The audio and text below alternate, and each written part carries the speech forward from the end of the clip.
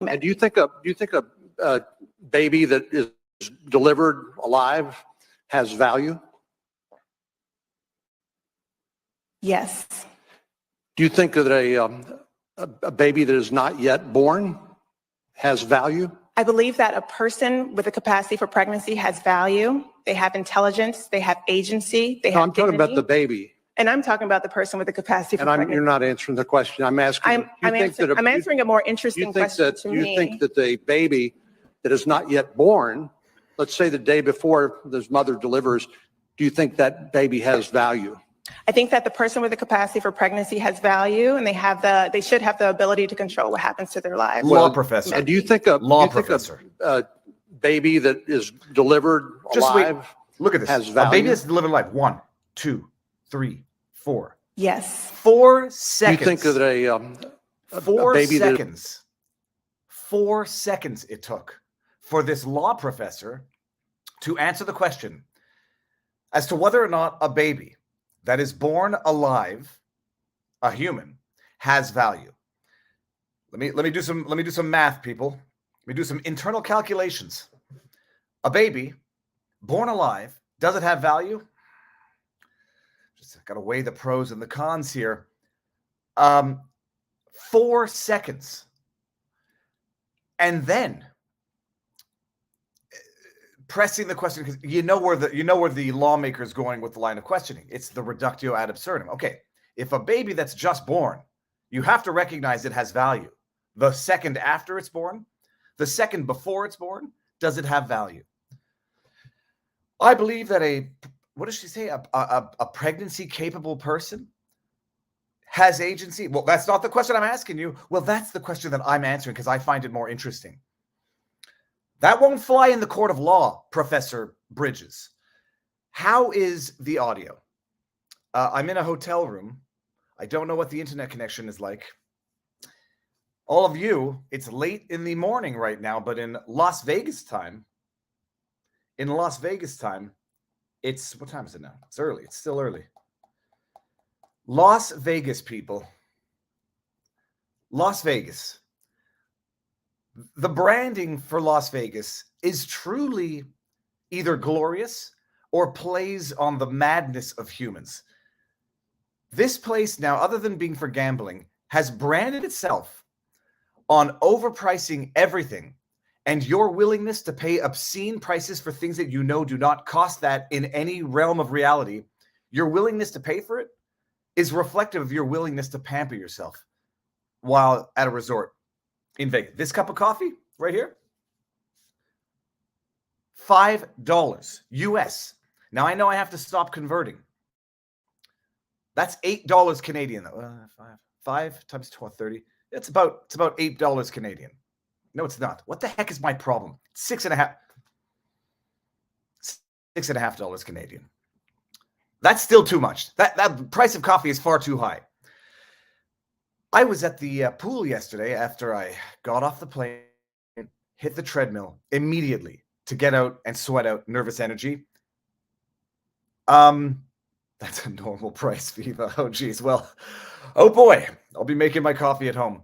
I saw someone at the pool shell out $30 US for a spray bottle of suntan lotion or sunblock, whatever you call it.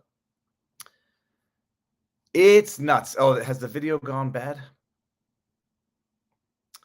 Let me see here. I got 2 bars. It might not get better than this unless I tether off my phone. I got 5 bars on my phone. Let's try tethering off my phone and see if that's better. This might give us a little hiccup, but while everyone trickles in anyhow. Tethering on the phone. Video looks clean on my side. Okay, now let's go to my...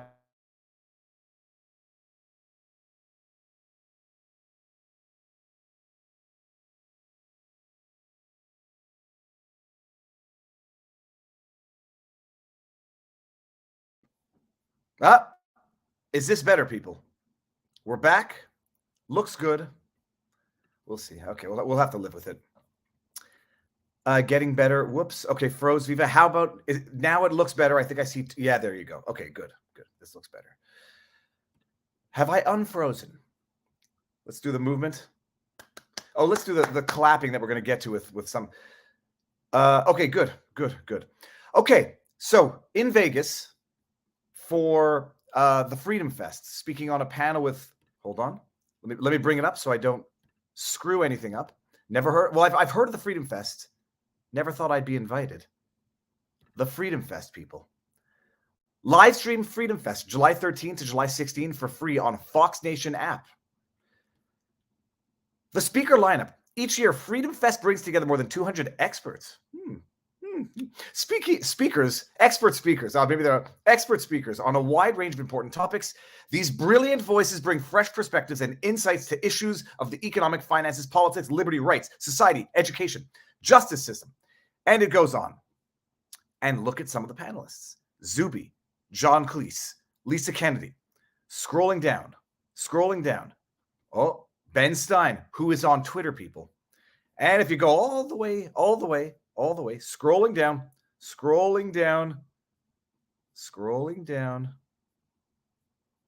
I saw myself there at some point. Hold on. Let's just do this. Oh, there we go. There's me. Booyah. 3:10 today with Project Veritas.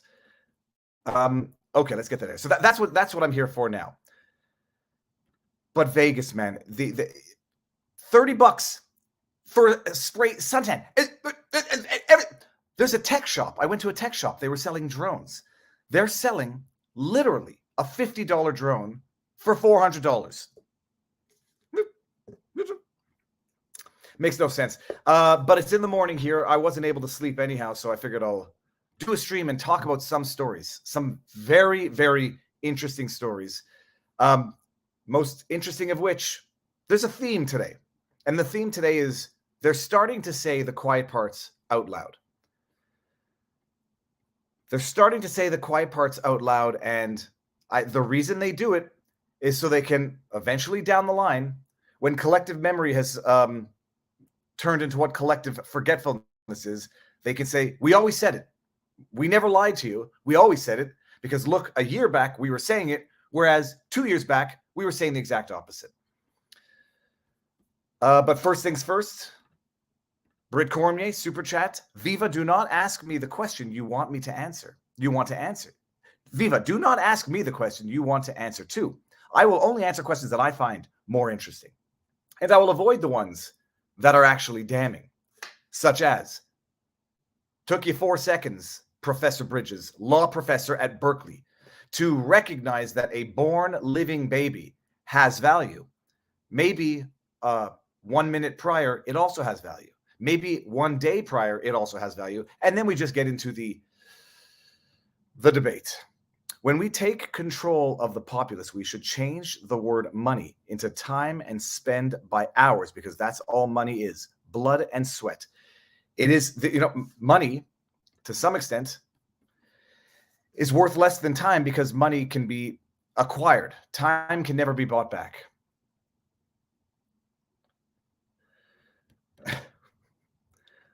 I prefer to answer another question. All right. Now I'm going to get angry, by the way, because when I say that they're starting to say the quiet parts out loud, in a way, I'm not being hyperbolic, people. I like that word. I'm not being hyperbolic. It's becoming abundantly clear that people have been lying. And when government officials and government-appointed medical doctors have been lying, and they effectively come out now and admit that they have been lying, there's the political solution. There should also be something of a judicial solution. This is Kieran Moore, the Chief Medical Officer of Ontario. You know what? Before I show you my montage, let me just show you the unedited, so you can hear what Kieran Moore, Chief Medical Officer of Ontario, is now saying, as though they've been saying it all along. Oh, I'm sorry. Also, first disclaimer, or all disclaimers. No medical, no legal, no election fortification advice. Super Chats, YouTube takes 30% if you don't like it. We are simultaneously streaming on Rumble. They take 20% of Rumble rants. So you can support me there. It'll be better for the platform, better for me. Or you can support at vivabarneslaw.locals.com. I had dinner with Barnes last night. No medical advice. I am not dispensing medical advice. I'm not repeating anybody's message. I might be repeating other people's words. In fact, I won't even be repeating them. I'll just show them. But this is what the chief medical officer of Ontario is now saying. And they're going to pretend that they've always said it. They're going to pretend you did this to yourself. We never forced you to do anything. And I can't find the tweet now. Hold on. Let me just go back. Share screen. What's my problem? Wait until you hear what he has to say. And then we're going to parse it. We're going to break it down. Why not just recommend it to everybody instead of saying it's a personal decision? Because at present we're doing a risk-based approach. What's the risk? The risk, there's always a risk to having any therapeutic versus a benefit. You want to make sure there's a very strong benefit versus the risk. If for an 18-year-old healthy individual, the risk to getting hospitalized if we have no underlying medical illness is very, very low. We know there is a risk, a very small risk, 1 in 5,000 that may get myocarditis, for example. And you'd have to have that discussion on the risk. Complication from vaccine versus a benefit of decreased hospitalization for a young, healthy person. Why not just recommend it to everybody instead of saying it's a personal decision? Why not recommend it to everybody instead of just saying it's a personal decision? Hey, spoiler alert. It's not that they already didn't recommend it to everybody. They compelled pretty much everybody, carte blanche across the board to get it. Compelled in the sense that no one physically imprisoned anybody. Nobody physically held them down and stuck anything into their body. But they said, if you don't get it, quarantine. If you don't get it, you lose your job. That is, for anybody who has never lost a job or understood what that means for a family, for people who are trying to support themselves and pay rent, pay mortgage, that is effective coercion. So this reporter is asking the question, why are you not just saying, give it to everybody? Why are you saying it's a choice issue? And he's saying, well, because, no, excuse me. For the last year, it has been effectively coerced on everybody. It has not been you assess your own risks. It's been do it. We're not mandating employers to do it, but we're basically mandating employers to do it. If you don't do it, you can get fired. Oh, but it was a personal choice. You have to weigh your risks. But okay. Why not just recommend it to everybody instead of saying it's a personal decision? Because at present we're doing a risk-based approach. At present, we're doing a risk-based approach. That means prior to present, they were not doing a risk-based approach because they weren't. They were doing flat across the board, mandatory. Mandate or lose your job. Fire healthcare workers who don't submit. Employers can fire. CBC has it as an employment requirement. CBC, the state broadcaster, has it as an employment requirement in their app, in their, what do they call them? Job postings on LinkedIn. I follow them just because they make me sick. But it gets worse. What's the risk? What's the risk? The risk, there's always a risk to having any therapeutic versus a benefit. Oh, excuse me, sir. Did you just call it a therapeutic? Let's play my montage now. It is becoming abundantly clear that people need to go to jail for what the government has done over the last 3 years. Let's just show you my montage. I just recommend it to everybody instead of saying it's a personal decision. Because at present we're doing a risk-based approach. What's the risk? The risk, there's always a risk to having any therapeutic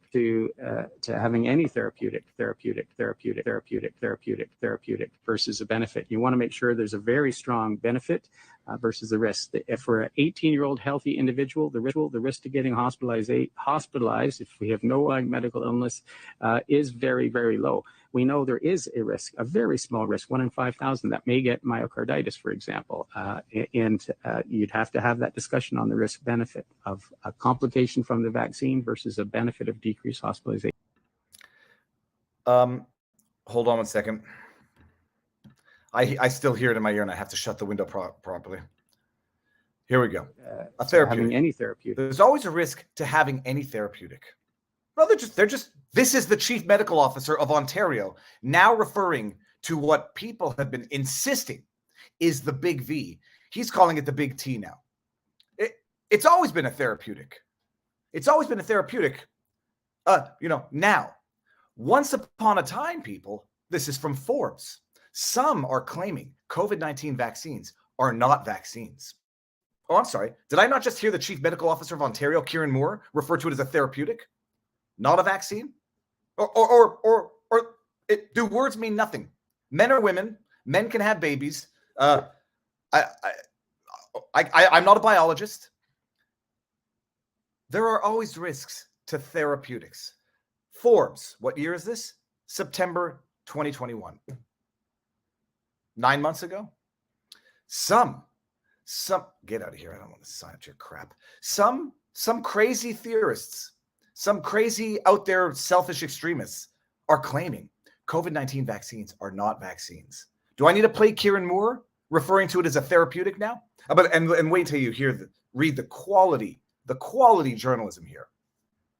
Writer Alex Berenson, writer, by the way, a writer, not a journalist, not someone with a proven track record of fantastic insight. He's a writer. He's Stephen King. Writer Alex Berenson recently tweeted out the following about COVID-19 vaccines. Don't think of it as a vaccine. I bet you he got in trouble for that. I bet you he might have even gotten sanctioned by Twitter. I bet you, because I know it to be the case, that people on social medias who made this statement a year ago, 9 months ago, were penalized for it. Maybe were deplatformed. Maybe were ostracized. Maybe even lost their jobs. Maybe had the social media virtue signaling mob come after them. Look, don't think of it as a vaccine. Could we think of it as a therapeutic, like Chief Medical Officer just confirmed? Oh, why do I keep missing this stupid? Here we go. Don't think of it as a vaccine. Oh, okay. So how should one think about the COVID-19 vaccine then? As a turnip? Oh, you're so sassy. So sassy and so insightful. Yes, think of it as a turnip. You idiot. As a cat wearing a bandana? Oh, you're so creative. Well, Berenson continued with, think of it as best as a therapeutic with a limited window of efficacy and terrible side effects and terrible side effect profile that must be dosed in advance of illness. As you can see it in the following screen capture. Oh, look at that. Alex Berenson, it doesn't stop infection or transmission. Don't think of it as a vaccine. Think of it at best as a therapeutic with a limited window of efficacy and terrible side effect profile that must be dosed in advance of illness. And we want to mandate it. This tweet is misleading. Learn why health officials recommend a vaccine for most people. Just in case we forgot, people. Just in case we forgot. Instead of saying it's a personal decision. Because at present, we're doing a risk-based approach. What's the risk? The risk, there's always a risk to having any therapeutic, to having any therapeutic.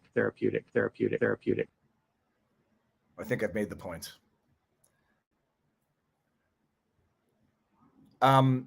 It's preposterous. It's preposterous. And there's always a risk to having any therapeutic. 9 months ago, Forbes berating anybody who's wacky and out there enough to say, don't think of it as a vaccine. Think of it at best as a therapeutic. Oh, I'm sorry. Now, by the way, what happens now? Are we allowed quoting the Chief Medical Officer? He's CMOH, Chief Medical Officer of Ontario. Are we allowed quoting that guy? Are we allowed repeating what Kieran Moore just said without getting yeeted from social media? And by the way, extremely rare circumstances of myocarditis, extremely small risk, 1 in 5,000. Let's just assume that that's the number. But I don't think, in my legal analysis, if they're coming back now and saying, yeah, it's not a V, it's a therapeutic, they're going to come back now and say, 1 in 5,000. I suspect in 6 months it's going to be 1 in less than 5,000. But let's just even operate on that number. 1 in 5,000 is a very small risk. I'm sorry. If 1 in 5,000 is a very small risk, what was the risk of hospitalization for teenagers in the first place from the Rona? Let me just see. I don't know if I'm going to be able to find it. It's infinitesimal. If 1 in 5,000 is a very small risk of myocarditis for a young and healthy individual, then how would you qualify the risk of COVID in and of itself for that same individual? Because I'll tell you one thing, I know it's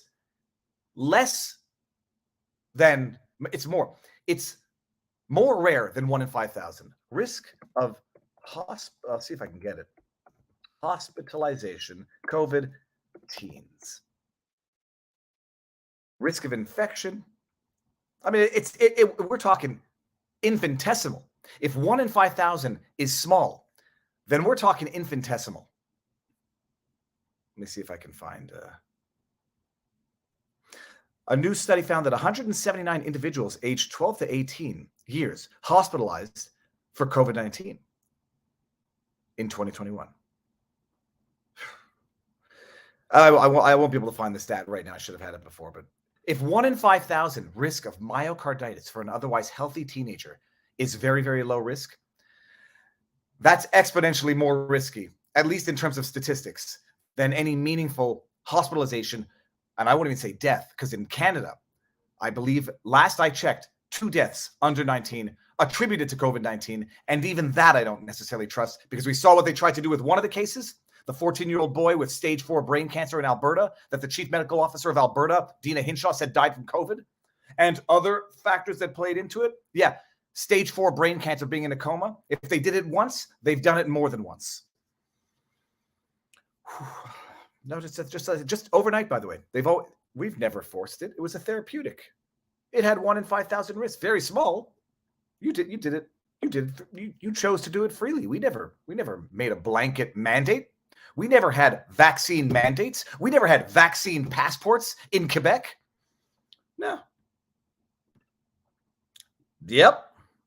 Well, not way more than contracting. Way more than having any meaningful hospitalization or death for that age bracket. It's infinitesimal severe infection. And even then, no, therapeutic. But Berenson was yeeted from the tweets for saying something similar. Let's see what we got here. Anti-commie, 37,000 get C9, 18, 19 die. 37,000, can't verify any of these numbers. Get C19, 818 die. Of 818, 25 are under 45. Of 25, 1 is perfectly healthy. It's infinitesimal. I mean, I looked at the stats when they're mandating the shot for 6-month-olds and up now. Ashley Case, I'm gonna do some super chats before we move on to the next one. It's words have meaning. We must force them to start using words correctly. Yeah, we'll talk about immunity. We're taking a risk-based approach now. There's always a risk with a therapeutic. Some people aren't calling it a vaccine. Some people are saying it's a therapeutic. They are turning around the detractors, calling it a therapeutic, to rebrand it into something they can keep giving. Imagine mandating a therapeutic. Mandating a therapeutic that, by this guy's admission, has at least a 1 in 5,000 risk of myocarditis. And then you start reading articles. Myocarditis is reversible. Myocarditis is mild. All that I know is I've spoken to doctors who I know are doctors, professionals, who say there's no such thing as mild myocarditis, and there's no such thing as reversible. Okay. Anyway, they're starting to say the quiet parts out loud, which means they know that the tide is turning, and they've got to get ahead of the curve in as much as they possibly can at this point, because they're so far behind it. People are starting to not wake up, because I hate the cliche, but people are starting to get wise. Justin Love Rempel, thank you very much. I like that photograph. Yeah. Okay, let's scroll back down to scroll back all the way down to the bottom of the chat. Cranky this morning now. Yeah. Words have meaning. Yep. Okay. So that's it. Started to say the quiet part out loud there, but let's get to another one. Another incident where they're saying the quiet part out loud. I don't know if I brought this one up yet. It's phenomenal. I'll pull up this Freedom Fest panel and just go to Twitterverse. It's phenomenal. I'm a little late on it, but doesn't matter. Better late than never. Listen to what Michael Bolton has to say. Are we able to do this? Refresh. Come on, man. Play it. Hold on. Is it not playing? Immediate suspicion of chicanery. Fair, with all due respect. Okay, so I can. It's playing. It's playing on my phone, so I don't think. Okay, let's refresh this. Come on. No, you got to hear this, people. We've always told you that we've planned coups. Okay, hold on. I'm just going to close this. Why? Give me 1 second, people. Give me 1 second. You got to hear this. Share screen, Chrome tab. Well, okay, so we got Elizabeth Warren. So this video is playing. I'm going to clip this. This one is playing. Why won't the Michael Bolton play? And yes, by the way, his name is Michael Bolton from now on. What the heck is going on? Okay, dude, we're doing it old school. Kicking it old school. Okay. Oh, we're going to get back to Elizabeth Warren in a bit. Okay, I'm going to play it off my phone. I don't know why it's here. To be fair, with all due respect, one doesn't have to be brilliant to attempt to. I'm getting suspicious, people. To be fair, with all due respect, one doesn't have to be brilliant to attempt to. Okay. Now I'm suspicious.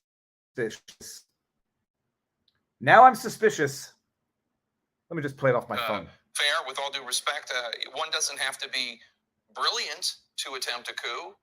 I disagree with that. As somebody who has helped plan coup d'etat, not here, but other places, it takes a lot of work, and that's not what he did. It was just stumbling around from one idea to another. Ultimately, he did unleash the rioters at the Capitol. As to that, there's no doubt. But not overthrow the Constitution to buy more time to throw the matter back. Tapper comes back to the states question. try and redo Can you hear the this, issue. guys? When we were talking about what is capable, what you need to do to be able to plan a coup, and you cited your expertise having planned coups. I'm not going to get into the specifics, but it's so funny. Successful coups. well, I wrote about Venezuela in the book, and it's Selling his turned book, out no not to less, be also. successful. Not that we had all that much to do with it, but I saw. Can you appreciate also the arrogance and pomposity and ego where he's trying to say Trump is dumb. Trump is a buffoon. He couldn't have planned a coup because it requires intelligence. And then Tapper's like, well, you don't need to be a rocket scientist to plan a coup. And Michael Bolton, who wants to be the smartest guy in the room, is like, oh, I'm sorry, Jake Tapper. You actually have to be extremely smart. You have to be as smart as me because I've done it. To be fair, with all due respect, one doesn't have to be brilliant to attempt a coup. Oh, excuse me? I disagree I with that. disagree. As somebody who is. I disagree with that because I'm brilliant. I hope you guys could hear that. I'm so cool. I do coups. No. It's very interesting. Twitter definitely seems to be. It won't play. Doesn't have to be brilliant And it's to not. attempt a coup. Dude, did they pull that down? Does anyone on my Twitter feed see that tweet anymore?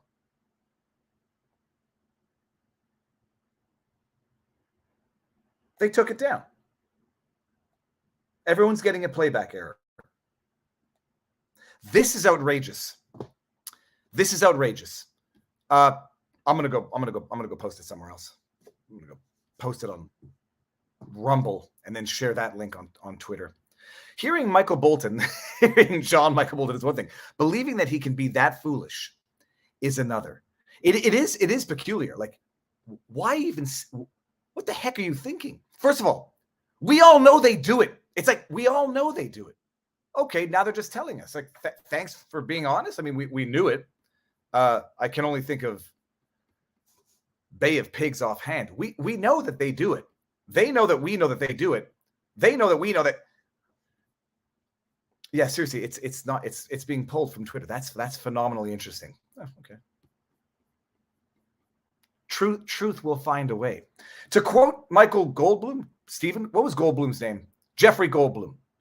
Truth will find a way. 3:10 this afternoon, Vegas time. They plan coups all the time. And it's not easy. To do a successful coup, you got to be smart. Bolton is smart. Trump is a buffoon. By the way, this is what you call a double-edged sword of slicing through the narrative. It wasn't an insurrection or a coup because Trump's a buffoon and couldn't plan it. And we do it all the time. Not here, of course, in foreign countries. Because we only do it in foreign countries. When we're going to override democracies, when we're going to interfere in politics, when we lie, we only lie when we tell you we lie. When we want to interfere with democracy, we only do it in other countries. Trust us. Trust us, we're lying. We only do it in foreign countries. We would never do it here. We're responsible and we respect democracy here, just not in places where we go and plan coups to override governments, overthrow governments. John Ritterhorst says, I'm expecting a new outbreak and national mandates a month or so before election time. There have been localized outbreaks of something they're calling the Big C. Well, I hope you're wrong. I forgot to say that Dr. Fauci is already talking about masking up again, because it worked so well the first time. If it doesn't work the first time or the second time, it will surely work the third time. You always had a choice. You could choose the vax or choose to be a member of society. Who really needs to go to the grocery store or outside? This is simple, Viva. Do not be obtuse. Just kidding. I got it. Yeah. You can. It's your choice. But if you want to get into Canadian Tire, you got to do it. And when I was there and I saw the people who were sitting out there, not allowed in, and the look, I mean, they were statistically representative of the demographics that are statistically less vaccinated than others, and the look on their faces, like, this is outrageous. And I've felt it not as a Black Canadian. I felt it as a Canadian where someone would not get in a carpool with my kid because it's a sickening feeling that goes to the pit of your stomach, and it's a gross feeling that nobody should have. 1 in 5,000. Oh, I won't read the rest, but yeah. No. Immunity. Diplomatic immunity. Has Barnes lured you? So here's the deal.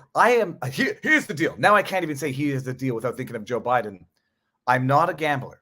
I hate losing money. I don't mind being generous and giving it to somebody, but setting it on fire and the gambling. Yeah, I lost $75, and I don't like the way that makes me feel. Could have bought a nice bottle of gin with that. Twitter saying your account suspended? No. Do I get an email if my account is suspended?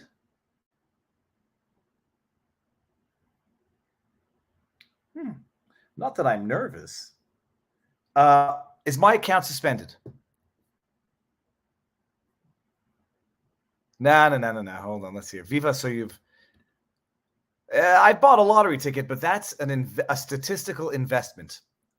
Plus, it's only $8. So, $8 to win 50 million. That makes sense. Vet here who has PTSD, not from service, but from spending 20 years serving, having my friends died, be maimed, training kids to go fight, and being told that I take up space and should not be tolerated. This is Canadian, by the way. This is Justin Trudeau who says, il y en a des anti-vaxxeurs qui prennent de la place, puis ils sont extrémistes, ils sont égoïstes. They take up place, is what Justin Trudeau, the Prime Minister of Canada, said about the unvaccinated. Vet here. I thought you meant vet as in veterinarian, but veteran who has PTSD not from service, but from spending 20 years serving, having my friends die and be maimed, training kids to go fight, and being told that I take up space and should not be tolerated. Ryan, thank you for your service, which is a sacrifice that people can't fathom. But thank you. I mean, yeah. But Justin Trudeau, after the Roe v. Wade is overturned in the States, says no politician or man should tell a woman what she cannot do with her body. But if a woman chooses not to get vaccinated, she's taken up space, she's an extremist, yada, yada, yada. Now, is my good job, Viva, persistence will out, and we doing it live.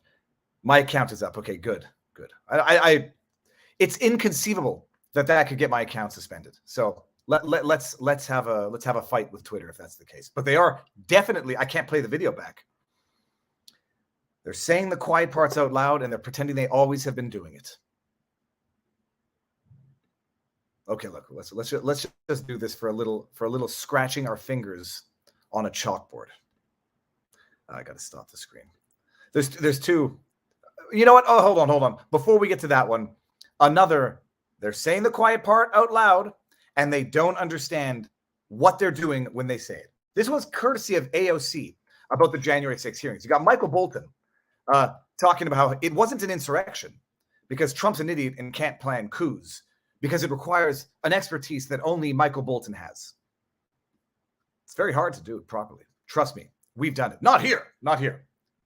We respect democracy in America, not everywhere else.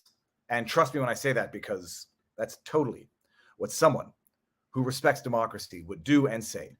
Okay, let's hear what AOC has to say. Courtesy of Steve Cortez. These insurrectionists, Like Antifa? and that there were actual officers working with this, and we never got to the bottom of that, and we never got any answers about that, and then to this day we're just supposed to pretend that never happened. I'm sorry, I'm distracted by her. I know I gesticulate with my hands. Does she talk like she's on Twitter? She talks like she's on Twitter. There won't be any insurrection. Okay, starting again, and I have to listen to what she's saying. These insurrectionists, Like Antifa? and that there were actual officers working with this, and we never got to the bottom of that, and we never got any answers about that.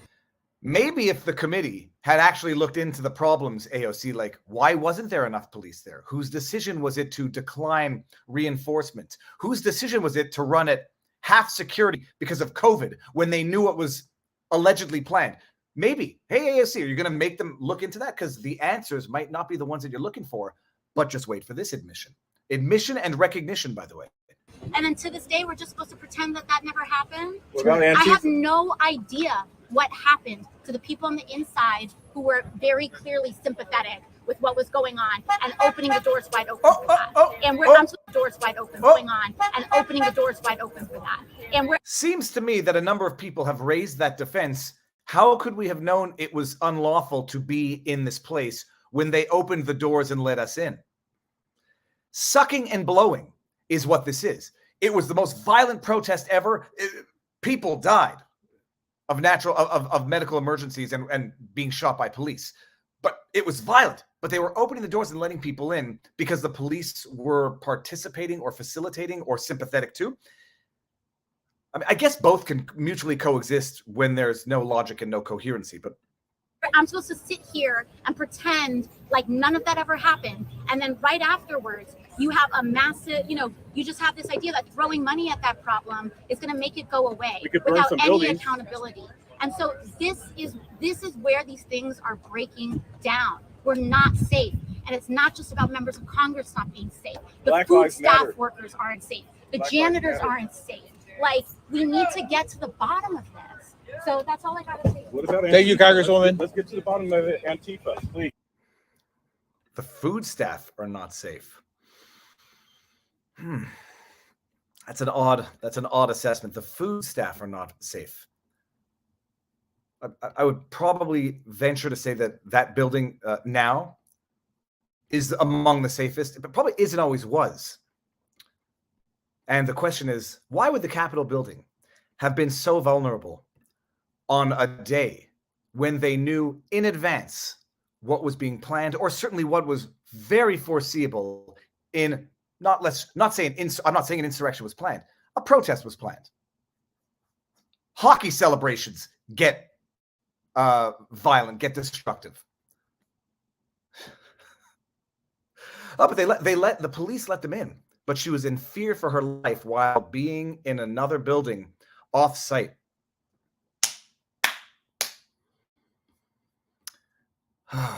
But and they're saying it out loud again. Police open the door and let people in.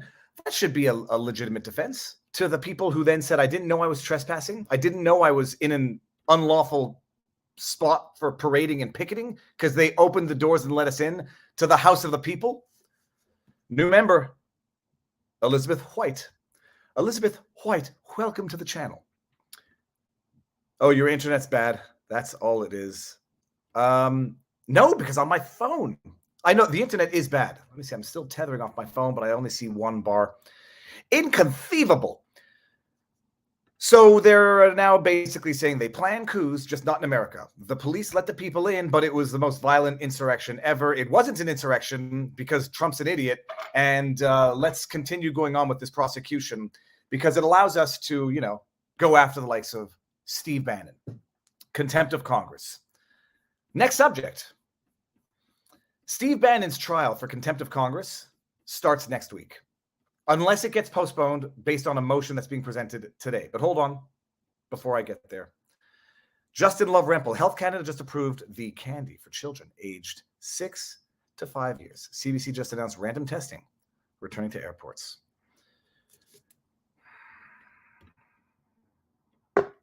And if you're not up to date and you come back to your country, 14 days quarantine. 14 days unlawful detention. 14 days no due process confinement. No, she just talks like she's taking the helium. And then I wonder what are the Vegas odds on jab mandates for kids in schools in the fall in Canada, US. I don't think they're betting on that, but I'll go down and look. And we got the new member in the house. Okay.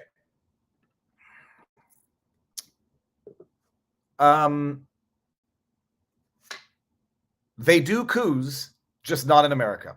The police let people in, opened up doors, but it was trespassing, picketing and parading on restricted grounds. Restricted grounds that people were let into because police opened the door to restricted grounds. But alas, it's given the January 6th committee something to do for the last 500 plus days and 6 days of hearing, during which all of this wonderful idiocy is coming to light, above and beyond the circle gratification of diarrhea coming out of their mouths and propaganda that makes a kangaroo court in North Korea look legitimate, quasi-legitimate. It allowed them to go after Steve Bannon because the committee, I talked about it the other day when we went through the indictment. I should probably post that highlight. When we went through the indictment, the committee, through House Resolution 503, gave themselves all the power in the world to issue subpoenas, yada, yada, yada, to people directly or indirectly involved in the circumstances leading up to yada, yada, yada. And they issue a subpoena, a congressional subpoena to Steve Bannon, who does not abide by the congressional subpoena, ostensibly, purportedly, allegedly on the basis of executive privilege that he either thought he had or thought he was given. And now they're going to trial next week. And it looks like I'm going to be there covering that in the courtroom, not in live, but I'll be there, and it'll be phenomenally interesting. Jury selection starts Monday if this trial goes ahead Monday. But the news of the day is that Bannon is looking for an extension, a delay of the trial, because, you know, the machine that is fascism, and I'm not using the word hyperbolically, I'm not using the word inaccurately. Fascism being the marriage, the unholy orgy of an alliance between government, big tech, and media, I believe is the actual definition of fascism. You have the media distorting, misrepresenting, putting out fake news after fake news about January 6th. And I'll just think of Brian Sicknick by way of example. You have the government weaponizing that incident to the fullest extent of the I don't even think it's of the law, to the fullest extent of political persecution. And the third part of the fascism was going back to the media. On the eve of jury selection in Steve Bannon's trial, what do you think CNN fake news propaganda is going to do? They're going to run a hit piece on Steve Bannon on the eve of jury selection. CNN apparently is running what I presume is going to be a hit piece. It won't be favorable. We can agree on that. If I live to be wrong, I will apologize to CNN. I doubt it's going to be accurate. I doubt it's going to be fair, and I guarantee it's going to be a hit piece. Hashtag not a guarantee. As a result of which, Bannon is again asking for a delay in the trial. He asked for a delay in the trial of the same judge, Judge Nichols, who is a Trump appointee. He asked for an extension or a delay of the trial last week, I think, on the basis that whatever privilege he thought he had or was given has been lifted, and he can now testify. So he can testify. Drop the contempt, drop the trial. I'll testify now, freely, openly. And therefore, this trial becomes academic. It becomes sans objet, as we say in French, without an object. Judge said, no, we're not postponing the trial. We're going ahead next week. He's trying again, second kick at the can for different reasons. But this is the latest CNBC, so we'll read between the lines.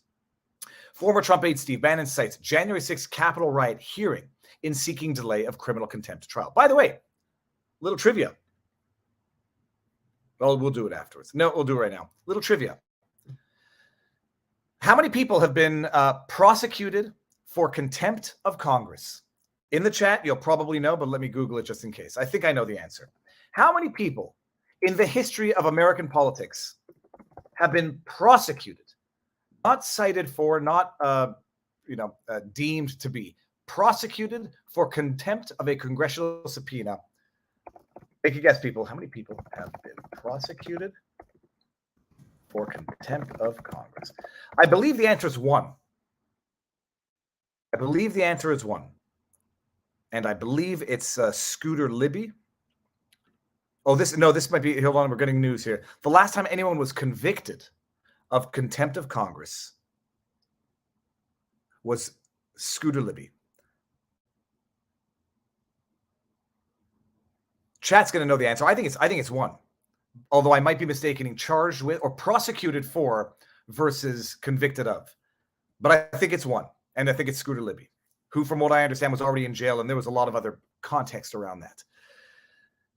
So it's exceedingly rare to prosecute, and from what I understand, what's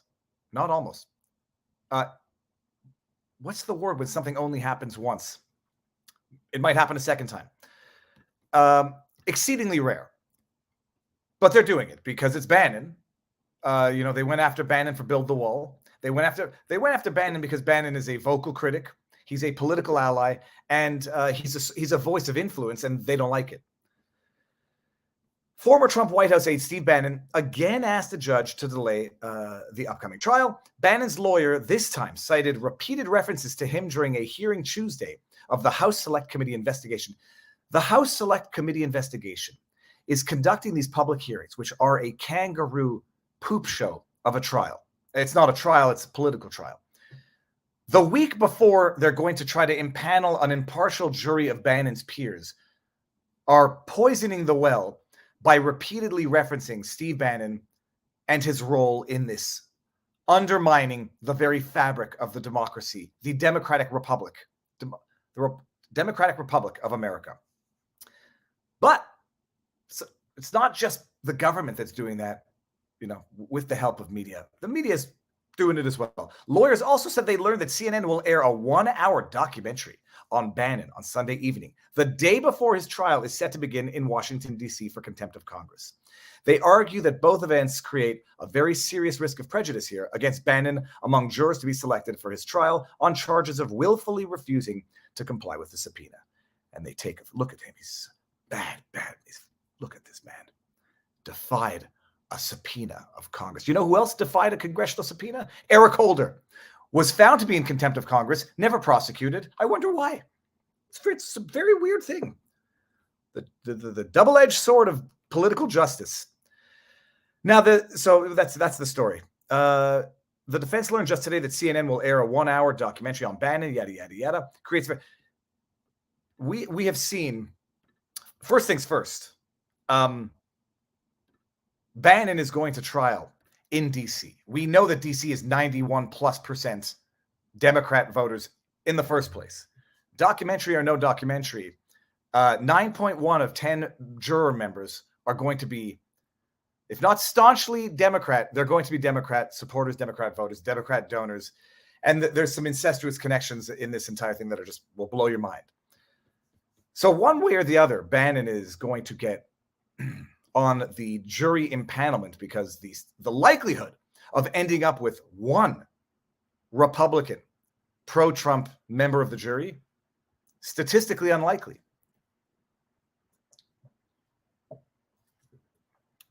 But he's already asked this judge for a delay, and the judge already said no. The judge said no on the basis that your willingness to testify now doesn't matter. We're going to go to trial. As a lawyer, I say, like, asking the judge, delay the trial because I want to testify now, and he says no. Now delay the trial because they're going to run they've been talking about me all week and they're going to run a documentary. That's like asking someone for $5 and they say no, and then asking them for 50 afterwards. So I think the chances of success are virtually nil. And then the other question is, if I'm a judge, I'm going to say, okay, if they don't see this Sunday night, what good would delaying the trial do on this basis? People are going to hear about it or they're not going to hear about it. And if they're going to hear about it, they probably already heard about it. And if we delay it, it's just going to give more time for more people to go back and look at the hearings and hear more stuff. And if I'm the judge, I'm just saying, look, Steve, you're not getting not an impartial jury. You're going to have problems with the jury regardless. But we'll see. So that motion is going to be presented today. I have a sneaking suspicion that unless the judge says, I'd like to go on vacation next week, let's find a reason to postpone this, it's not going to get postponed. A trial, it's funny, a trial in July, a jury trial in July, I'm surprised to begin with. It's the middle of summer. People are on vacation. I would have thought the courts would have closed. At least in Quebec, they close from June or July to September when you have the opening of the courts. I did not censor anybody's super chat, Big Pete. Hold on. I don't even see her super chat, but I see this one. AOC pretended she was in the Capitol. She should be able to pretend anything. I don't think Bannon has asked for a change of venue. I do not believe Bannon asked for a change of venue either. Someone says vacation. This is America. No, but like jury members don't want to sit, first of all, in the heat of summer. And in the jury members have kids, they have families, they go on vacations, everyone's out of work. But anyhow, that's it. So Bannon's asking for delay of the trial. We'll see what happens, and then we'll see if I'm going to make it down there for in-court live tweeting coverage, streaming, whatnot. But man, I this will be the second time if Bannon gets convicted that someone is convicted of contempt of Congress. YouTube did it, not Viva for Big Pete. Yeah, no, Big Pete knows that I'm not the type of person who censors comments, period. Unless they come from Russian sex bots. Let me see what's going on the Rumble rants. Or the Rumbles, not necessarily the Rumble rants. Boom, boom, boom, boom, boom. Okay. Who's live on Rumble right now? I just saw someone else is live on Rumble. I was watching Salty Cracker yesterday. He's a funny man. Oh, Dave Rubin is live on Rumble. Yeah. They're all Fauci's admitting it. Fauci, CMOH, Kieran Waters, they're all publicly admitting now what many have been saying for a long time.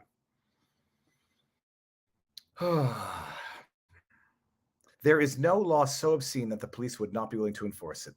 There is no law so obscene that the police would not be willing to enforce it.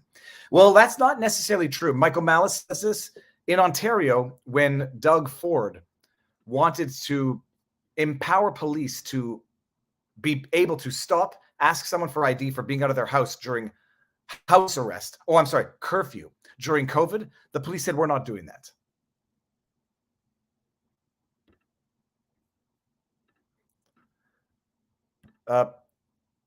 Killing with the Canadian today. No, someone said something about liar about the sex bot. Liar. One of the sex bots was not Russian.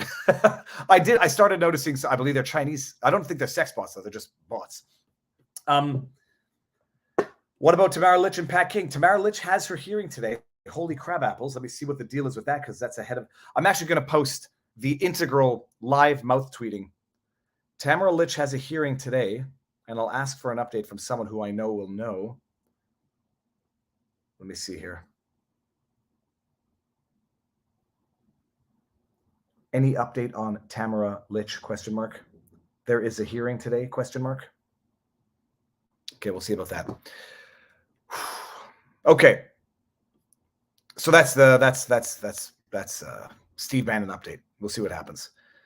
Contempt of Congress. Prosecuted to the full extent of the law. Let's take one this is an older story, and I only found it, I heard about it at the time. Kim Foxx allegedly slapping her hubby. It's a month old, but I was just reading an article on it, and I said, if I found it funny and wasn't fully aware of the details, chances are other people are as well. Let me just go to YouTube and see. Oh, my back hurts. Oh boy. Okay. See what the monetization status is of today. Oh, well, we're still good. Okay, good. Yeah, y'all heard that Kim Foxx allegedly slapped her husband. He called the police. No charges were pressed, but you got to read the details on this. Kim Foxx, by the way, for anybody who doesn't know, the Jussie Smollett corrupt DA who didn't press the charges. Kim Foxx was, I believe, also, no, who was the one that was involved with the McCloskeys? I'm getting mixed up between the corrupt DAs, but it doesn't matter. This is from June, but this is the details of this. Husband of Chicago State Attorney Kim Foxx calls cops after she, quote, slapped him over something he posted on Facebook. They show up at 10 p.m. Kelly, 48, who works as a public policy manager, was the one who reported the incident and claimed his wife, Kim, 50, slapped him. No injuries, no arrests. The officers activated body cam. But the details, they're fighting over a post he made on Facebook. And Kelly told the police that Kim had asked him to leave and things became physical after he refused. A police report said that Kelly claimed Kim blocked him from leaving the bathroom, grabbed his collar, and threw his video game controller on the ground. I say this without judgment. Adults playing video games, that's very fine and well. What the heck is going on here? What's going on with this dynamic? She got mad at him for something he posted on Facebook, threw his video game controller to the ground. He tried to turn on the TV, and Kimberly snatched the controller out of his hand and threw the controller. The officer in the report added he could hear Kim reply, "All that is true." That's when Kelly accused Kim of slapping across the cheek, but the officer said there was no redness or swelling visible on his face to indicate being struck. These are innocent until proven guilty. This is just accusations made of someone who we know to be a corrupt prosecutor.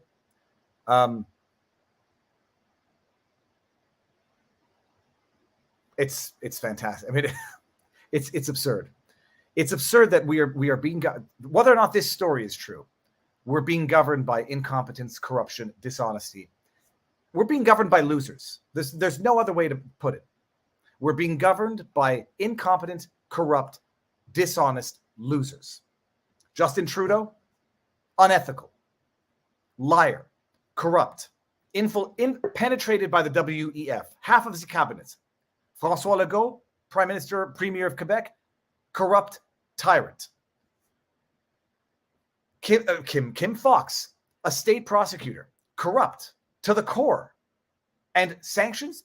Hell no. Who was it in the McCloskeys who didn't show up to a murder trial and the accused murderer got acquitted, who disassembled and reassembled the firearm for the purposes of prosecuting the McCloskeys? Hold on. This is going to drive me crazy. Who's the prosecutor? DA and McCloskey. It's no. Sorry, guys. It's I will not. Patricia McCloskey. Who is the prosecutor? Prosecution of the McCloskeys. Oh, Kim Gardner, not Kim Foxx. So it's Kimberly Gardner for the McCloskeys. Kimberly Gardner, the prosecutor in the McCloskeys, who ordered investigators to disassemble and reassemble a firearm so they could charge Patricia McCloskey with the crime of brandishing a firearm because the firearm needed to be readily capable of lethal use. And apparently it wasn't because it was disabled. Oh, no, I just forgot the name. Kim Gardner, one corrupt prosecutor. Kim Foxx, another corrupt prosecutor. Nothing. Nothing happens to anybody. Unless you're Steve Bannon and you defy a congressional subpoena of an arguably unlawfully formed committee in the first place, then you get prosecuted to the fullest extent of the law because them's the rules. The chat knew.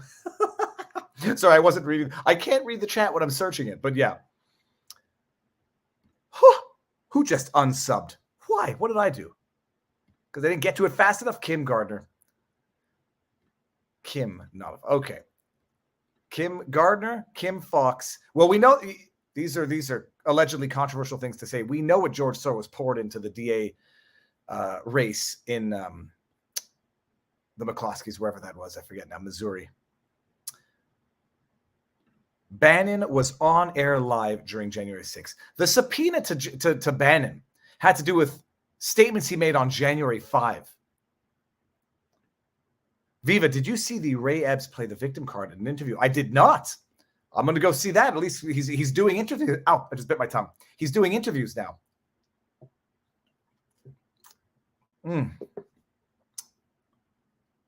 Hold on. I think he was just joking. Nobody would unsub from me. Come on. Viva, you can't make everyone happy. What happened? I don't even know what I did. I take criticism. I just need to know what it was. Okay, what was the other stories that we had on the menu for the day? So today. No, let's do it. Let's punish ourselves. Let's punish ourselves right now. In Massachusetts right now, those crisis pregnancy centers that are there to fool people who are looking for pregnancy termination help outnumber true abortion clinics by 3 to 1. We need to shut them down here in Massachusetts, and we need to shut them down all around the country. Can we appreciate? You should not be able to torture a pregnant person like that. In Massachusetts right now, those crisis pregnancy centers that are there to fool people who are looking for pregnancy termination help outnumber true abortion clinics by 3 to 1. God forbid. Clinics, crisis clinics that are intended to advise, counsel, maybe offer advice to people who find themselves pregnant, surprisingly so, or under whatever circumstances. Elizabeth Warren says they're there to fool people, to torture pregnant women. Shut them down. My body, my choice, out of Elizabeth Warren's mouth. Also, shut them down. Don't give them a choice. Don't even let them see the other side. No more discourse, people. And what shut down clinics, even if we assume that what she's saying is accurate enough, sufficiently accurate. The purpose of these crisis clinics, crisis pregnancy clinics, are to counsel, advise it, and maybe talk someone out of terminating. Let's just assume that that's what it is. Shut them down. Well, what happens after you shut them down, but people continue to try to talk people maybe out of terminating? What happens then? Are we going to pass legislation that says counseling or advising someone to not terminate a pregnancy is illegal, should be illegal? It's torturing a pregnant woman to have a discussion with her, to maybe change their mind, maybe to say that there's options out there, maybe even just to try to open their perspectives to the, call it an opportunity. Shut it down. Shut them down. We can't, free speech for me, but not for thee. Choice for me when you agree with it. But if there's anything else that gets in the way of what I think has to be your choice, shut it down. And it's one step. I mean, it's one step towards that because we're seeing it. We're seeing it a push for outlawing conversion therapy. You know, that being I don't even know what, I know what conversion therapy is defined as, but the idea of trying to counsel children instead of trying to physically alter them based on what they believe to be their lifelong decisions at a given point in time. They're talking about outlawing discussion, that type of open discussion between therapists, doctors, and patients. No, they outnumber termination clinics 3-1. Oh my goodness. Maybe that should make sense, since maybe it should not be the case that 1 in 3 people or 1 in 4 people who find themselves surprisingly pregnant should be running off and doing that. Maybe. And maybe, by the way, if we're talking about confession through projection, and when Elizabeth Warren sees these pregnancy crisis clinics, she immediately thinks they're trying to trick people into a procedure. Maybe, just maybe, that's actually arguably what's happening at these clinics, the termination clinics, where they maybe, just maybe, pressure people, make it look like there's no other option. Maybe, just maybe, torture the pregnant woman to say your life is over if you carry this to term. What chance is the baby going to have? You want to bring a baby into this world and it's going to be it's totally disfortunate, so just end it now. Maybe, just maybe, that's actually what the clinics are doing. And maybe, just maybe, there might be some underlying financial incentive for the clinics to do that. Maybe, just maybe, there's a marketplace, and maybe, just maybe, these clinics pressure people into a certain procedure because maybe, just maybe, they might have something of a financial interest to do so. Maybe, just maybe. Ooh, that might be a good shirt. Maybe, just maybe. Yep, Elizabeth Warren, but she's all about women's choices, unless she thinks they might be talked out of the decision that she wants them to make. Let's just one more time for the road, people. In Massachusetts right now, those crisis pregnancy Look at those eyes. I'm centers looking at those eyes. that are there to fool people, who are looking for pregnancy termination help, To fool people. outnumber true abortion clinics by 3-1. We need to shut them down here in Massachusetts, and we need to shut them down all around the country. You should not be able to torture a pregnant person Imagine like that. Imagine the idea of allowing discussion is torturing. Hey, you know what? If the pregnant woman doesn't like the advice that she's getting at one clinic, 1 out of 4 will be the one where she can go to not get tortured. It is. I mean, I had an interesting discussion with someone yesterday talking about evil in the world. And it's tough to not see evil in this. There's a discussion, there's a middle ground here where I wouldn't call someone evil for choosing something that I don't think is 1 minute before, or does a baby alive after birth have value? To take 4 seconds to answer that question, I would say that it doesn't make you nice. There's a room for disagreement without throwing around the label evil. But I'm seeing a lot of what can only be qualified as true evil, in the sense that you get doctors now saying it out loud and proud. Therapeutic, minimal risks, 1 in 5,000, mandate it. And it's coming back. With Elizabeth Warren, it's not evil, it's stupidity. I think it's the worst type of evil. It's what Lewis Carroll described as the evil that the individual thinks is morally justified, and they'll torment you. Let me get the quote. They will torment you incessantly because they genuinely think that they're doing it. Lewis Carroll, I think it's Tyrant. The greatest, Lewis Carroll, quote. Lewis Carroll, tyranny.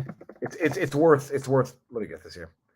Here we go. Of all tyrannies, a tyranny sincerely exercised for the good of its victims may be the most oppressive. It would be better to live under the robber barons. Stop it. Get that thing out of there so I can see this. Son of a bee sting. Okay, I'll read it. I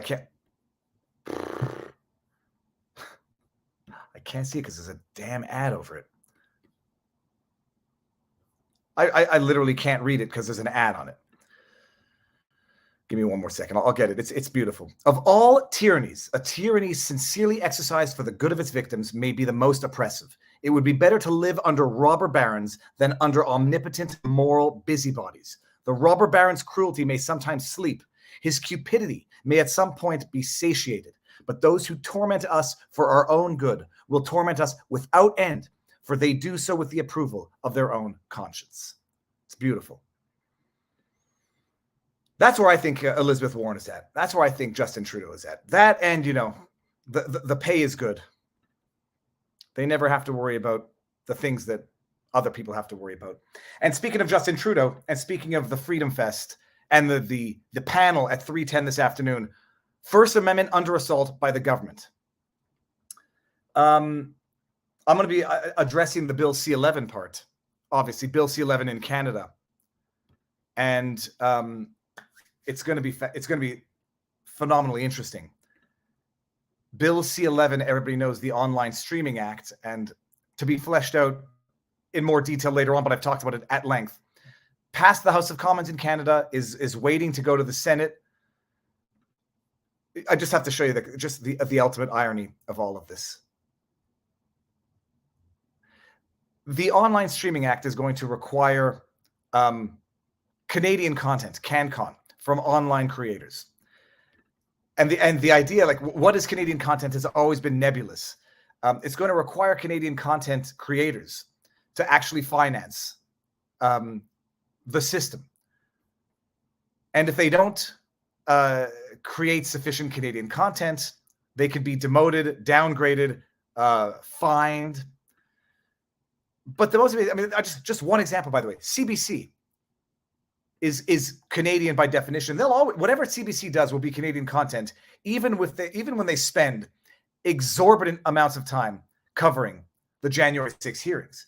When the CBC does this, it'll still be Canadian content for the purposes of the application of any law that might otherwise downgrade or demote the discoverability of CBC online.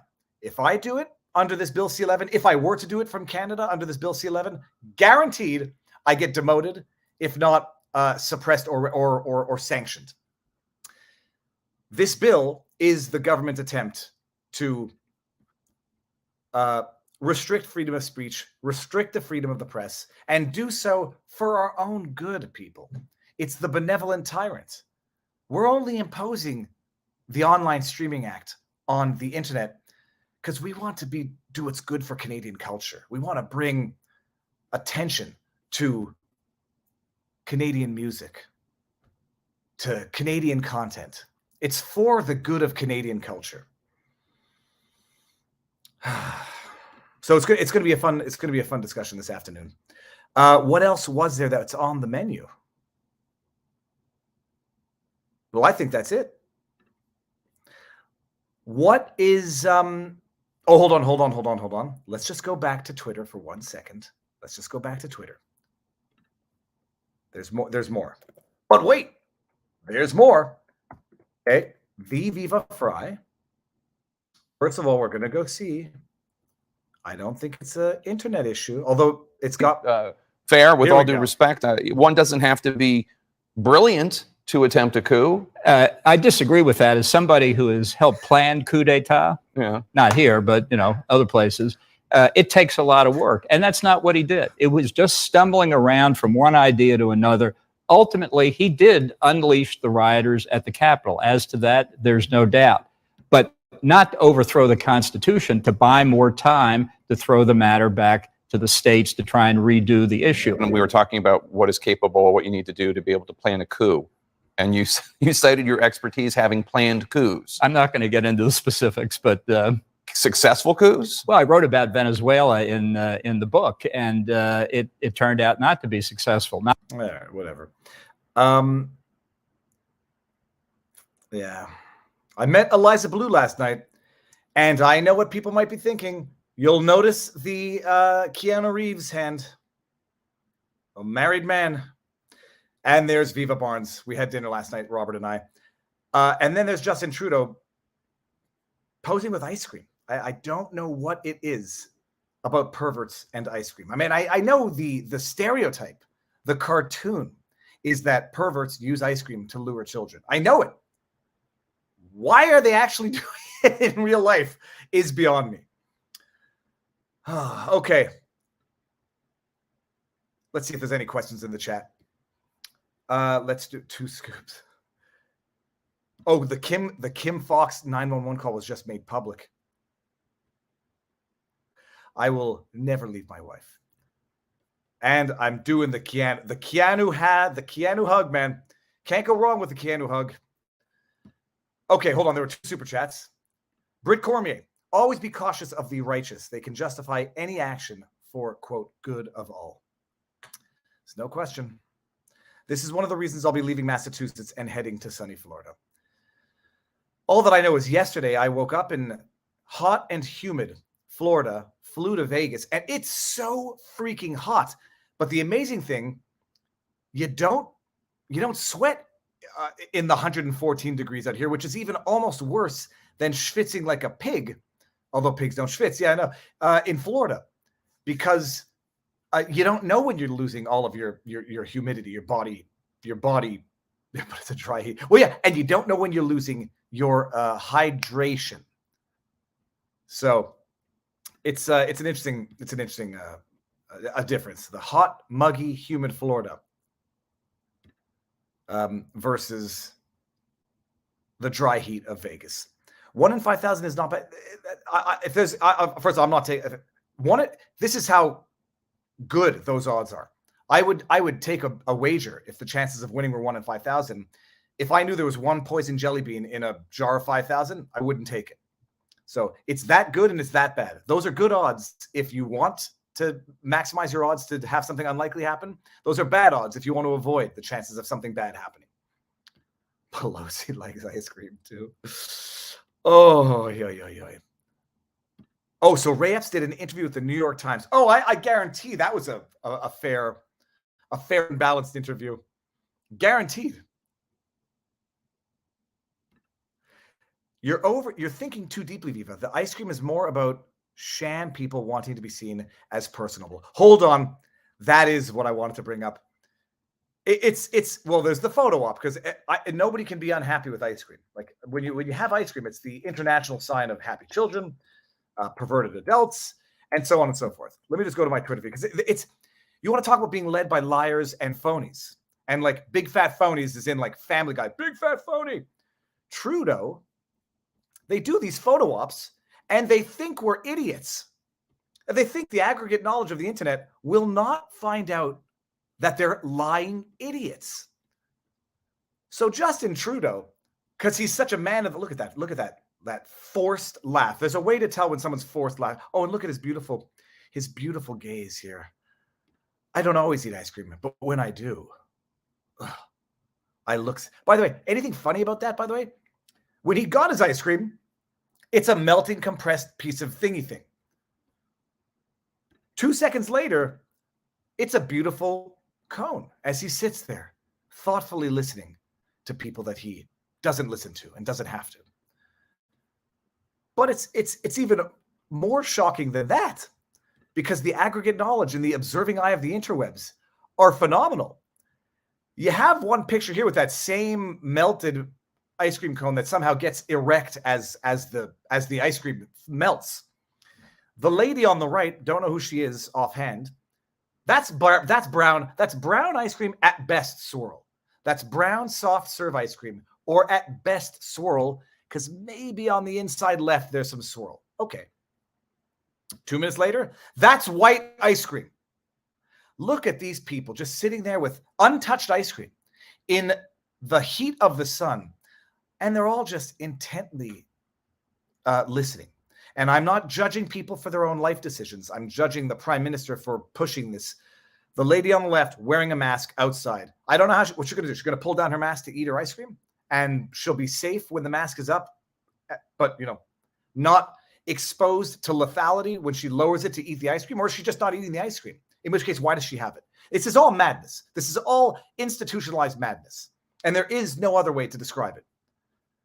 Liars, deceitful, corrupt, people. There's just nothing. Oh, and then there's this story is from the story's from 14 years ago. I remember the story. A trans man who still had a uterus. End it there. End it there. Words have no meaning anymore.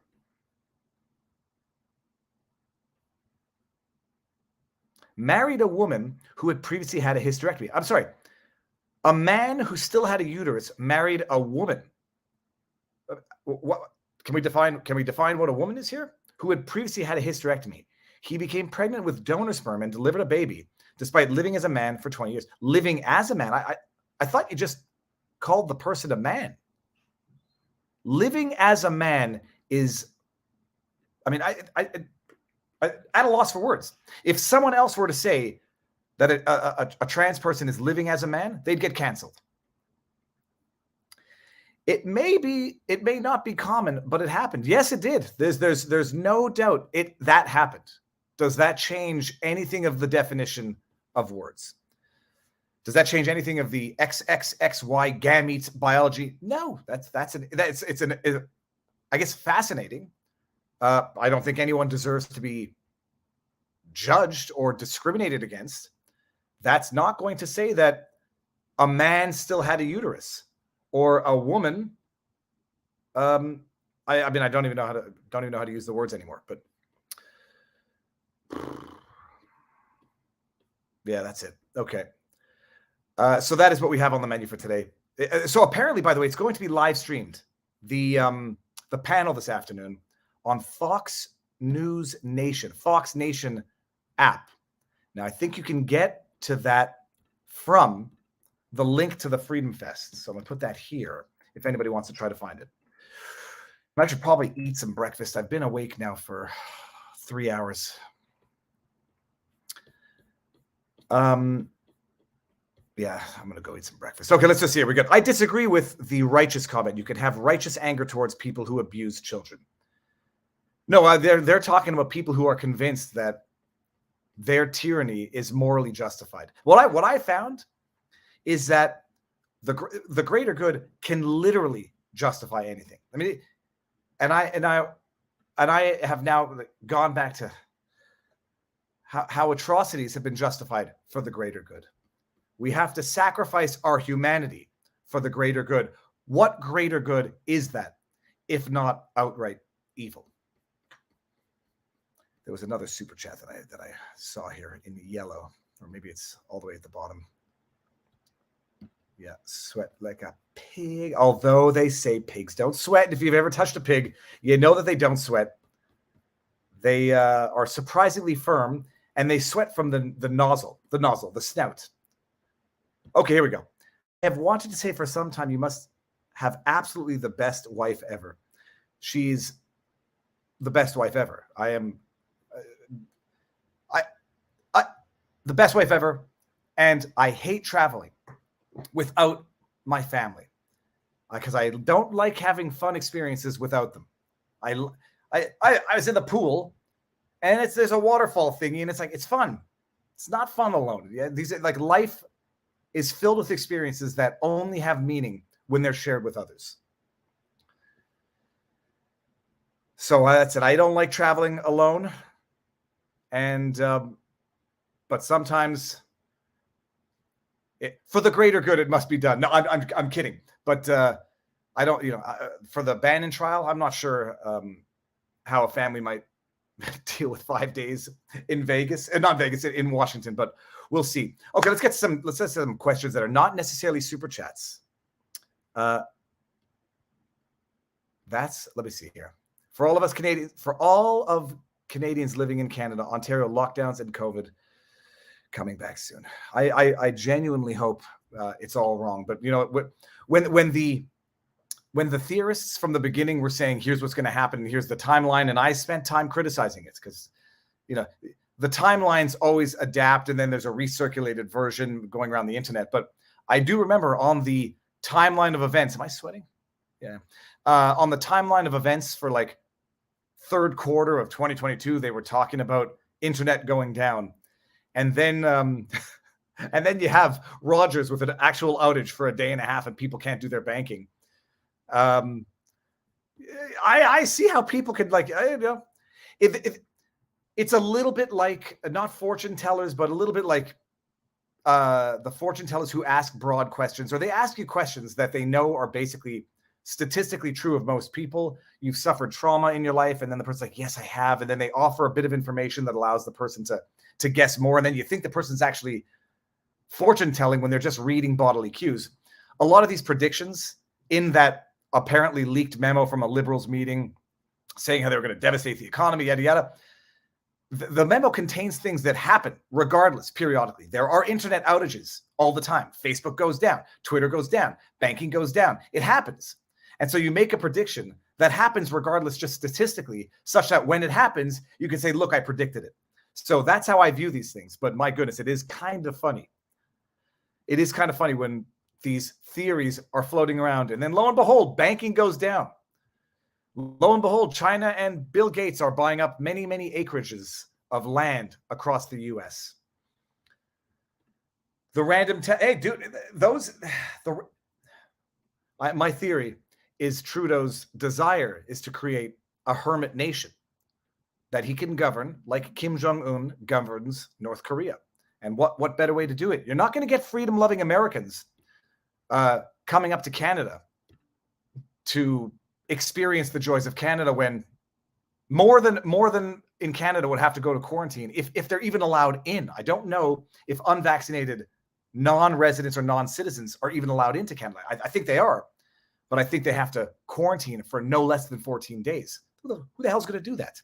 And even if I am up to date, I'm not giving my money to fascists.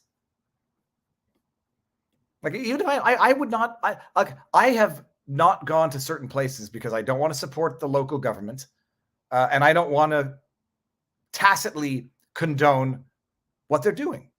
And sure, there's certain places I just won't go out of principle.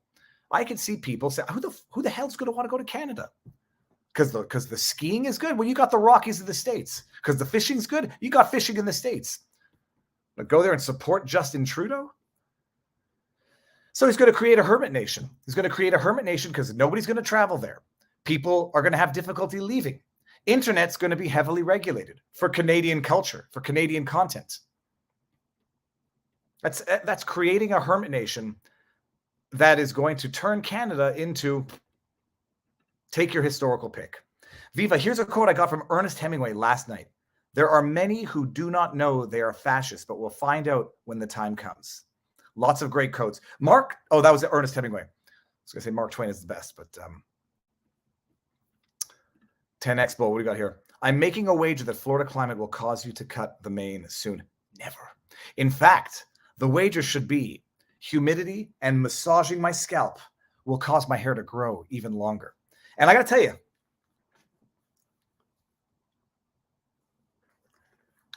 I'm liking the if it's a man bun or samurai ponytail, I don't know what we call it. I like the samurai ponytail. Oh yeah, and what happened? Zelensky now realizing that there's no honor among scoundrels, and Trudeau stabbing Zelensky in the back for whatever agreement they thought they had, and people forget history. Some people don't even know history to know that there's something to know that they could have otherwise forgotten. Yeah. Top knot. I go with samurai ponytail. Of course, now I'm just going to have to, live like a samurai, which I don't. Now you can't cut it. No, I agree. Oh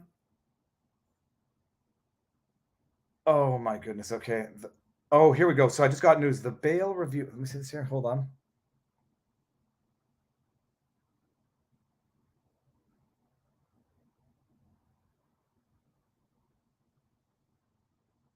All right, so apparently today, for as far as Tamara Lich goes, today's hearing is procedural to scheduled time frame, and apparently subject to error, people. So don't hold me to this.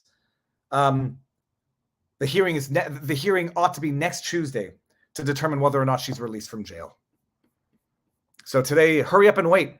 Got to get to court. Oh, how long do we need for this hearing?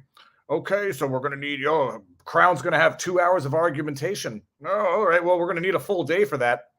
So let's schedule for next week. And in the meantime, a Métis woman is sitting in jail for alleged mischief accused mischief and alleged non-compliance with bail terms. That's Canada, because we're the misogynists and we're the racists, not Justin Trudeau. There was something, hold on, let me see this here. Let's get this one out of here.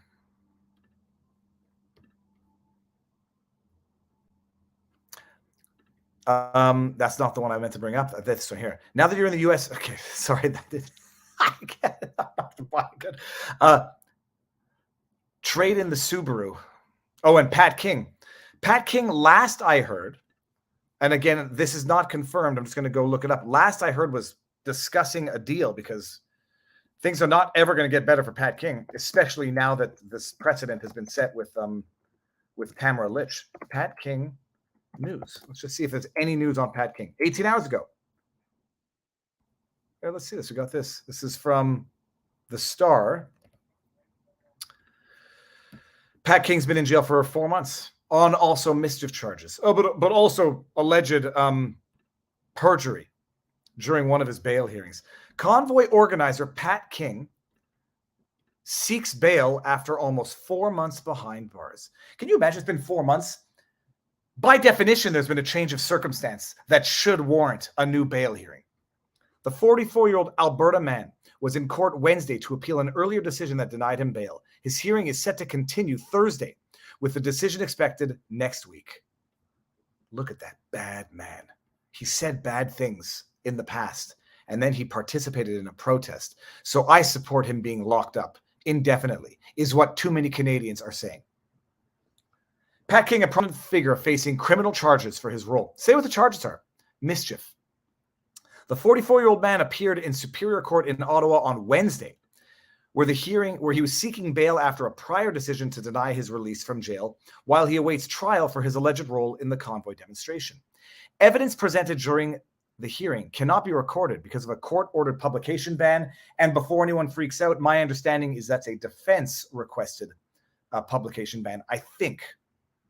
King's bail review is scheduled to continue Thursday with the decision on his bid for release to come next week. 4 months. A figure of the far right. King was one of the organizers, no he wasn't, of the convoy trucks that drove to Ottawa and occupied the streets around Parliament Hill from late January. This is a, I dare say it, a fair description. Fairer. They parked. Parking is occupying a spot. Yeah, I've heard you occupy a car spot. Fine. Around Parliament Hill. At least they're not talking about an occupation, a crippling of all of Ottawa. Riot squads and tow trucks cleared the protest 3 weeks later, after the federal government gave police and banks special temporary powers. After the federal government gave police and banks special temporary powers under the Emergencies Act. Are they going to mention that they revoked it, that they rescinded it, that it was never ratified by the Senate? They gave them the powers. We don't know if it was ever lawful. I don't think they're going to mention that. King live-streamed his arrest and was denied bail 1 week later, after an Ontario court justice concluded there was a substantial likelihood he could reoffend. Oh my God. And that his release would harm perceptions of the administration of justice. They are torturing you, and they think they're doing it for righteous purposes. This judge actually thinks indefinite detainment of an individual accused of charges of mischief-related conduct, that it would offend the administration of justice to release him, not to detain him. He's charged with mischief, obstructing a police officer, counseling others to commit mischief, counseling to commit intimidation to obstruct police, and blocking or obstructing one or more highways. Let me just see something here. Let's try to see something for the sake of this. It's Thought Police. It's Minority Report in real time. Let's see. Canadian.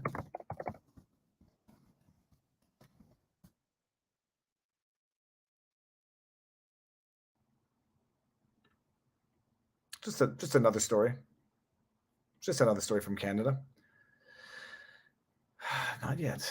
Chad, I don't know who this person is. I know I saw somebody tweeting what looked like a spliced newspaper clipping that says, bail denied for Tamara Litch, bail granted for someone who's accused of a certain type of assault.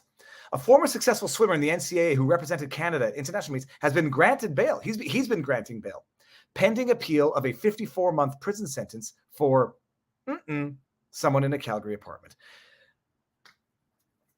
This is Canada, people. He was convicted. He was convicted in December 20, and then handed a 4.5-year prison sentence. He has since appealed the conviction, arguing the trial judge made it. Fine. Avail yourself to all of your legal remedy. After Alberta Court of Appeal Justice Barbara Lee Veldhuis released a written decision on Friday acknowledging the seriousness of the crime, but said that with no other criminal history and having complied with all previous orders, he was a low flight risk and not a threat to society. This is Canada. Organize a protest, block a street, counsel others to commit mischief. You're a threat to society, warranting indefinite detainment. Assault someone of a very specific nature, get convicted of it. You get released. That's fine. He complied with his prison sentence, I guess. He complied with previous detainment. He's not a threat to society. Yep. That's the law is, they say, justice is human. Miracle Mile at Planet Hollywood, good eateries. What time is it? It's 9:06 here, so I should probably get going to the... Justice is human. In every case, a justice can find a reason to go one way or the other. Convicted of assault of a very, very vile nature. Convicted. You've had your trial. You were convicted. You get out on bail. Accused of mischief, which consisted of parking cars on a street and honking horns at worst. Detained.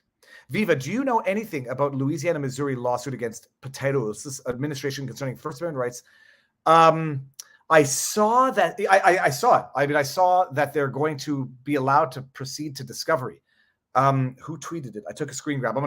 I know that they are allowed to proceed to discovery from what I've read online. Not much more than that, but we'll talk about it Sunday.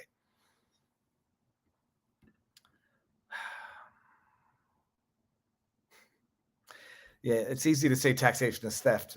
You can't easily stop paying taxes without going to jail. And good luck with that defense. Oh, and I just happened to... Lovely curly hair people unite. Thank you very much. Voluntarist girl. So let's go back down here. Don't eat fish at Lake Mead. I wonder if there's any fish in Lake Mead. As we flew over it, it was clear Lake Mead was exceedingly low because you could see from the airplane massive amounts of lighter rock where the water level has clearly descended recently. I don't know what's in that water, but as the water evaporates, it gets more concentrated for pollutants, as anybody who's ever been to Salton Sea would know.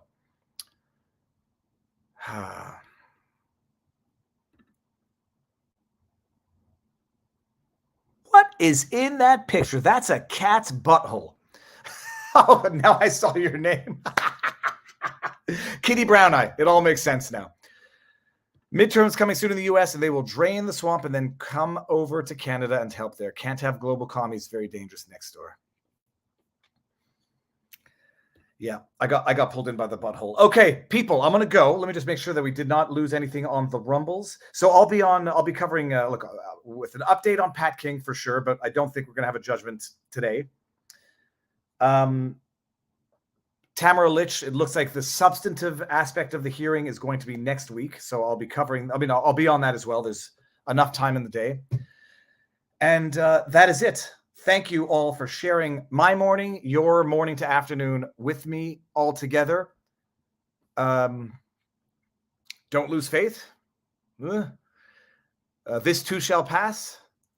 people are starting to get fed up, and people are starting to be more vocal, and people are starting to realize there's liberation in speaking up, being honest, being true to yourself. It is very liberating. And more people are realizing that, and that's a good thing. I saw something. Thanks, Viva. Roxday Murray. I noticed why it's a turkey head that's circled in green, in purple. God bless each and everyone. Barb Ariane, I'm a secular religious individual, but God bless everybody. And I say don't lose faith as in trust the plan. Be good, do good, and the world will be better. I think we can't end it on more of a white pill than that. 3:10 this afternoon, people. And until then, I'm going to go meet some folks downstairs and shake some hands and mingle.